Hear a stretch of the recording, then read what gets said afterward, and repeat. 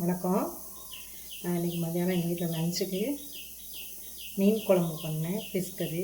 அதை அப்படியே அவங்களுக்கும் காமிச்சிடலாம் அப்படின்னு ஃபிஷ் குழம்பு பண்ணுறத எங்கள் வீட்டில் நான் எப்படி பண்ணுறேன்றதை காமிக்கிறேன். அதுக்கு ஃபஸ்ட்டு கடாயில் சூடு பண்ணிக்கலாம். கொஞ்சம் எண்ணெய் ஊற்றிக்கலாம்.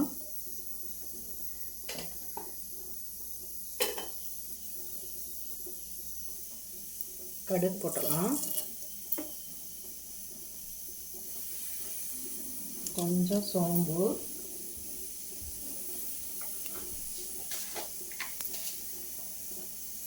கடுகு வெடிக்கவும் கொஞ்சம் வெந்தயம் போட்டுக்கலாம். ஒரு 1/4 டீஸ்பூன்.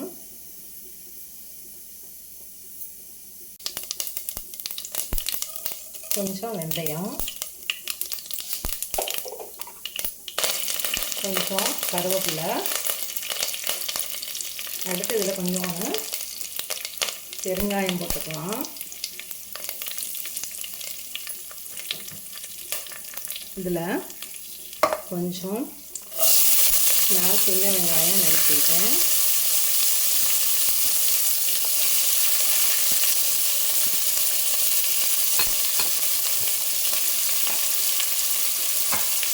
இது நல்லா வதங்கட்டும்.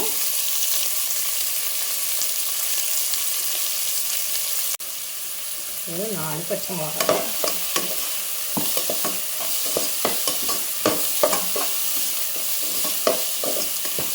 இதில் இஞ்சி பூண்டு விழுது ஒரு 1/2 டீஸ்பூன் போட்டிருக்கேன். வதங்கட்டும். வதங்கிடுச்சு. நான் முதல்ல மீனை நல்லா கழுவி மஞ்சள் உப்பு போட்டு கழுவி வச்சுட்டேங்க. இது நல்லா வதங்கிடுச்சு. இதில் கொஞ்சம் நான் வெங்காயம் அரைச்ச விழுது கொஞ்சம் போட்டுக்கிறேன் கிரேவிக்காக. தேங்காய் ஊற்றலை, இதுதான் திக்கான கிரேவிக்காக நான் கொஞ்சம் வெங்காயம் அரைச்சி ஊற்றுறேன். வெங்காயமும் தக்காளியும் கொஞ்சம் அரைச்சி ஊற்றிக்கலாம். இது வதங்கட்டும். அதுக்கப்புறம் தக்காளியை நான் வேக வச்சுருக்கேன். ஒரு 3 தக்காளி, அதை அரைச்சி ஊற்றிடலாம். தோலை எடுத்துகிட்டு அரைச்சி ஊற்றலாம். 3 தக்காளியை வேக வச்சு தோல் எடுத்துட்டேங்க. அதை அரைச்சி ஊற்றுறோம். இப்போ வெங்காயமும் வதங்கிட்டுங்க.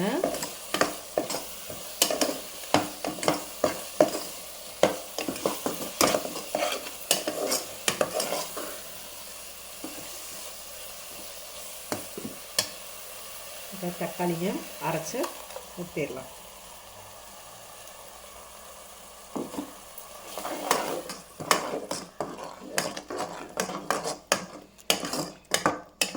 இது நல்லா வதங்கட்டும்.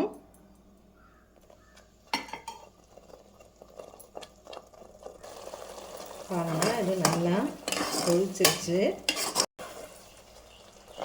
கொஞ்சம் பச்சை வாசனை போகுங்க வெங்காயம் இதெல்லாம்.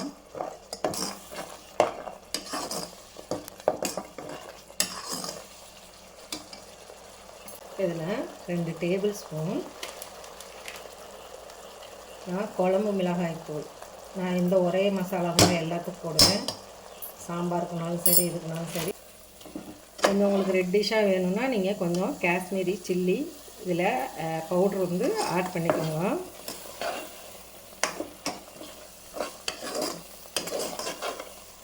ஒரு 1/4 டீஸ்பூன் சேர்த்துக்கலாம். மசாலா வறுத்து தாங்க அரைச்சது மிஷினில் கொடுத்து அரைச்சேன். அதுதான் போட்டிருக்கேன். இதில் கொஞ்சோன்னு நான் வீட்டில் அரைச்ச கரம் மசாலாவை சேர்த்துக்கிறேன். கொஞ்சம் 1/4 டீஸ்பூன் பாருங்கள். அவ்வளோதான்.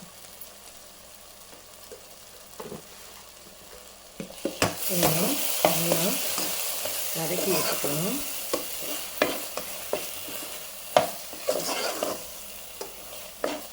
இதில் கொஞ்சம் நல்லெண்ணெய் விட்டுக்கலாம்.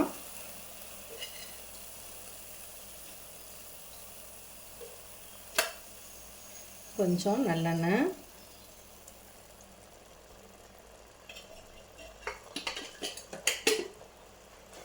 மசாலாலாம் நல்லா வதங்கட்டும்.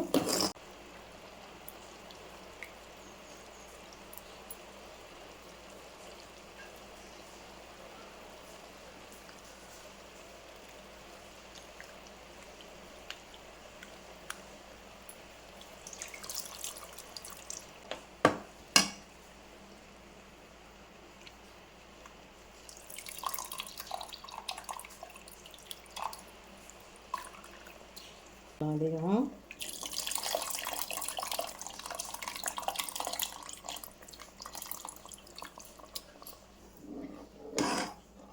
பாருங்கள் கிரேவி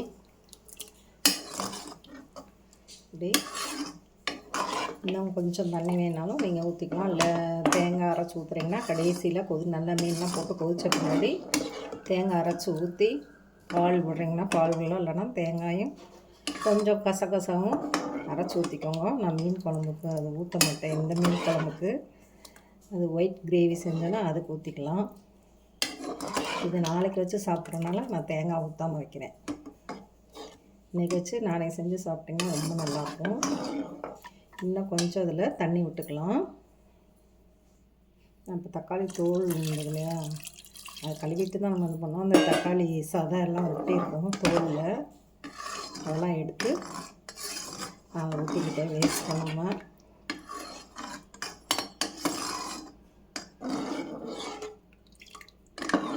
கொதிக்கட்டுங்க. இப்போ இந்த மீன் பொரிக்கிறதுக்கு உங்களுக்கு அதையும் காமிச்சிடுறேன். இதில் என்ன போட்டிருக்கேன்னா காஷ்மீரி ரெட் சில்லி பவுடர், கொஞ்சம் கார சில்லி பவுடர் ஒரு அரை டீஸ்பூன் போட்டிருக்கேன். கொஞ்சம் சோம்பு, சீரகம், இஞ்சி பூண்டு பேஸ்ட், அப்புறம் இதில் எலுமிச்சம்பழம் சாறு விட்டுருக்கேங்க. கொஞ்சம் ஒரு அரை எலுமிச்சம்பழம் சாறு விட்டு பெரட்டி வச்சேன். இது இஞ்சி பூண்டு இப்போ தான் அரைச்சனால இதை போட்டு பெசரி ஒரு 1 hour வச்சிடலாம். உப்பு போட்டிருக்கேங்க, கொஞ்சம் தேவையான அளவு இவ்வளோ தாங்க போட்டிருக்கேன். மீன் இதுக்கு மசாலாவுக்கு கொஞ்சோன்னு கரம் மசாலா. நான் எங்கள் வீட்டில் இப்படி தான் செய்வேன். நீங்கள் எப்படி செய்வீங்கன்னு சொல்லுங்கள் உங்கள் கமெண்ட்டில். காஷ்மீரி ரெட் சில்லி போட்டிங்கன்னா கொஞ்சம் நல்லா கலராக இருக்குங்க, அதுக்காண்டி அது போட்டேன். கார சில்லி போட்டிருக்கேன், கொஞ்சம் மிளகுத்தூள், ஜிஞ்சர் கார்லிக் பேஸ்ட். இது கொஞ்சம் நேரம் அப்படியே ஊறட்டும். இதை ஃப்ரிட்ஜில் வச்சுட்டு 1 hour கழிச்சு போகிறீங்க, நல்லாயிருக்கும்.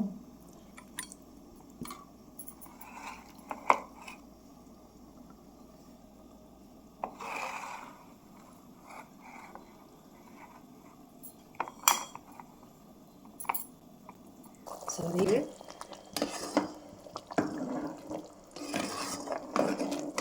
நல்லா கொதிச்சிருச்சுங்க. நான் குழம்பு மசாலா போட்டிருக்கேங்க, அதையும் பாருங்கள்.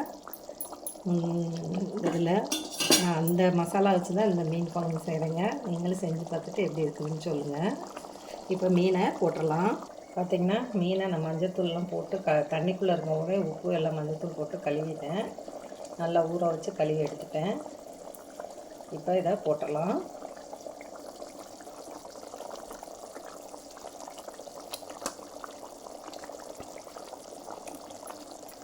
இதுக்கும் ஒரு 4 துண்டும் மண்டை, தலை, வாலெலாம் இருக்கும் பார்த்திங்களா, அதான் இப்படி மீன் தான் போடுறேன். இது வஞ்சிரம். அவ்வளோதாங்க. இது கொதிக்கவும் ஒரு 5 நிமிஷம் சிம்லேயே வச்சு கொதிக்க வச்சு இறக்கிடலாம். கொத்தமல்லி தழை போட்டுக்கோங்கன்னு நானும் வந்து இப்போ போட்டுருவேன்.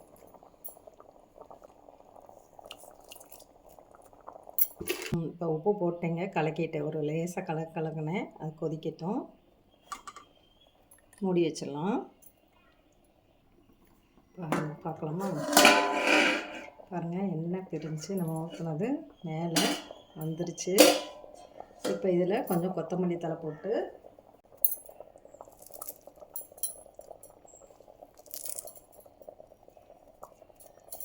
அவ்வளோதாங்க. சிம்லேயே வச்சு கொதிக்க வச்சாச்சு.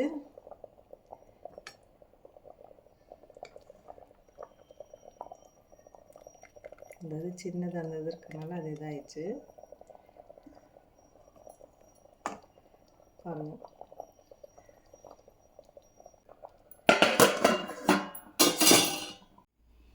பாருங்க, நீங்களும் இதை செஞ்சு பார்த்துட்டு மீன் குழம்பு டேஸ்ட் எப்படி இருந்ததுன்னு சொல்லுங்கள். அடுத்து மீன் பொரிக்கிறத நம்ம பார்க்கலாம். இந்த இதுக்கு சொன்னீங்கன்னா நீங்களும் அதே போல் செஞ்சு பாருங்கள். நான் வீட்டு மசாலா நானே அரைச்சி நானே தாங்க செய்வேன். அந்த இதில் அரைச்சி வச்சுக்குவேன் மிஷினில் கொடுத்து. அப்பப்போக்கி அதை யூஸ் பண்ணுவேன். டேஸ்ட்டாக இருக்குங்க. மசாலா வந்து ஒரு 2-3 மாதத்துக்கு வச்சுக்கலாங்க. நம்ம குழம்பு மசாலா இதெல்லாம் மிச்சதெல்லாம் அப்பப்போக்கி ஒரு மாதத்துக்கு ஒரு தடவை நான் அரைச்சி வச்சு யூஸ் பண்ணுவேன். மீன் மசாலாவும் உங்களுக்கு நான் காமிக்கிறேன். இப்போ இது வந்து நம்ம அடுத்த மீன் ஃப்ரைக்கு போய் பார்க்கலாம். இப்போங்க நான் மீன் பொரிக்கிறதுக்காண்டி இது பண்ணிட்டேன். ஃப்ரிட்ஜிலேருந்து மீன் எடுத்துடலாம். இதில் கொஞ்சம் எண்ணெய் ஊற்றிக்கலாம். எண்ணெய் விட்டுக்கலாம்.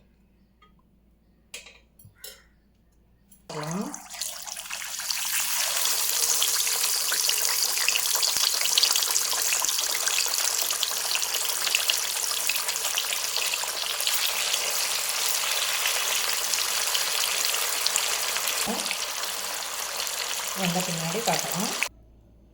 கொஞ்சம் ஃபிஷ் பொரிச்சாச்சு, மீன் குழம்பு ரெடி ஆகிடுச்சு. லஞ்சுக்கு ரைஸ் வச்சு எடுத்துட்டேங்க.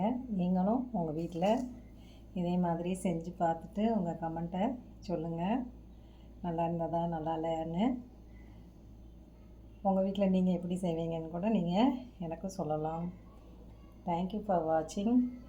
நீங்கள் செல்வி வேதா சேனலுக்கு லைக் பண்ணுங்கள், ஷேர் பண்ணுங்கள், கமெண்ட் பண்ணுங்கள்.